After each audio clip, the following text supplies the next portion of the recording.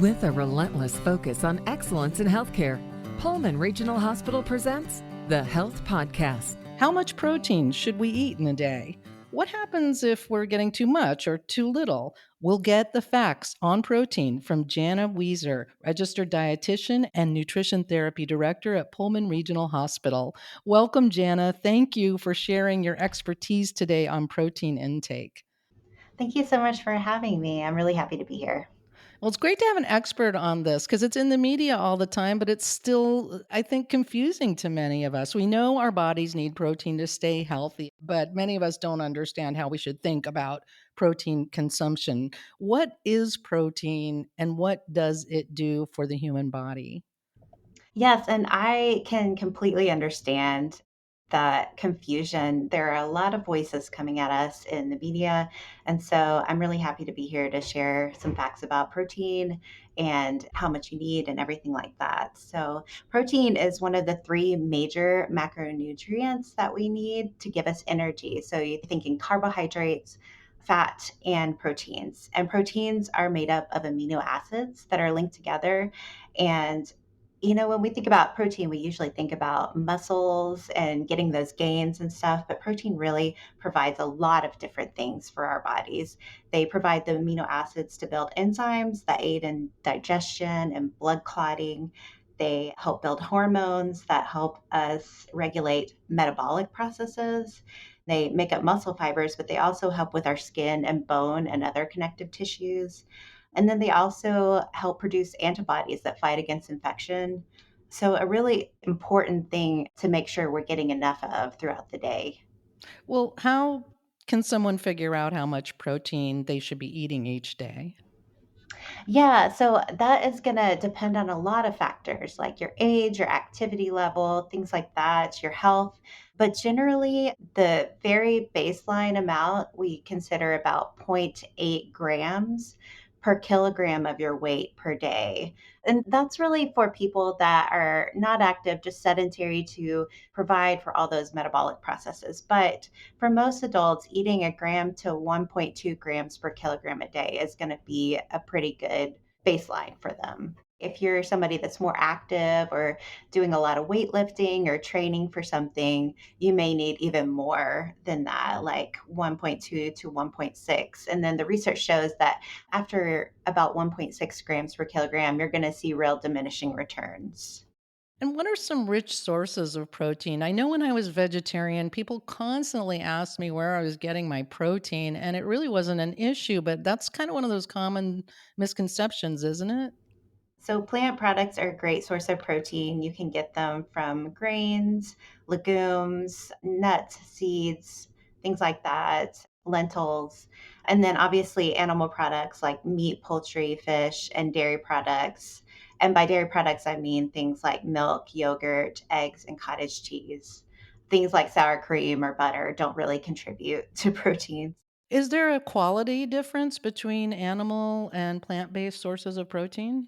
So I think when you think about quality, I want to address the amino acid content, and that's where you'll hear words like high quality or low quality, but really it's just that plant sources of protein don't have all of the essential amino acids. So it's really important to make sure you're getting a variety of plants in your diet if you're not using any animal sources of protein. But it's still a perfectly healthy and good way to get protein, and you can get all the protein you need from plants. So you want to get the right amount of protein in your body, but you always hear about risks of not getting enough protein or getting too much protein. So can we address both of those first, like the risks of not consuming enough protein? So I would say, like most Americans, probably do get enough protein. Probably the populations that are most at risk are teenage girls and the elderly, or those that are struggling with food insecurity. But if you're not getting enough protein, obviously you're not going to be developing muscles. You might have some muscle wasting. You could also have bone loss. You could have changes to your skin or nails or hair. If you had any sort of wound, you could have difficulty with wound healing. So, just things like that. Your immune system could be depressed. So, it is very important to get enough. And like I said, that baseline is the zero point 0.8 grams per kilogram, but really 1 to 1.2 grams would be even better for most people. So you really have to make sure not to starve your body of protein, and that can have all kinds of other effects. Can you consume too much protein? Are there any risks associated with over-consuming protein? So, for the normal healthy adult, there aren't a lot of risks in research right now that show too much protein can be harmful. If you have some other medical history like high blood pressure or diabetes that would put you at risk for chronic kidney disease, or if you do have chronic kidney disease, eating too much protein could definitely cause your kidneys to decline more quickly. It could also, just for the general population, put you at risk for kidney stones. But the other thing that I would say is like when you're eating, it really depends on what you're eating because you don't eat protein in a vacuum. You eat animal sources or plant sources. And those foods come with different qualities. Like animal sources are going to be higher in fat generally and higher in saturated fat, and plant sources are going to be higher in fiber.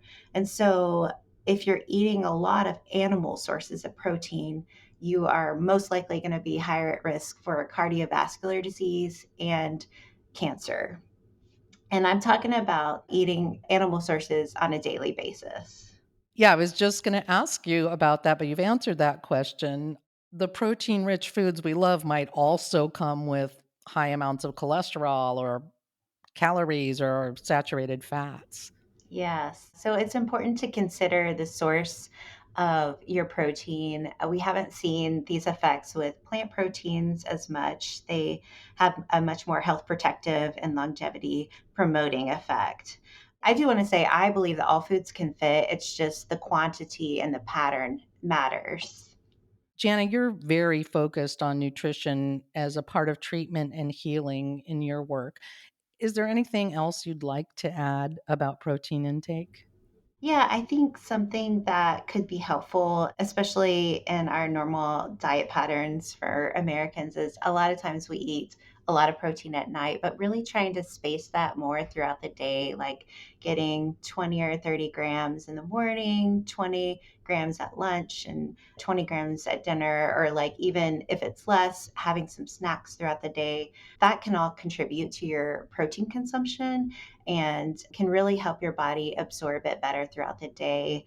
It really can't absorb more than 20 to 40 grams at one time. So, having a huge dinner meal with, like, if you're a meat eater, a huge steak, you're really not going to be able to absorb as much as you're eating. And so, just really trying to space it throughout the day is a good way to make sure you're getting enough and you're absorbing that and utilizing it well.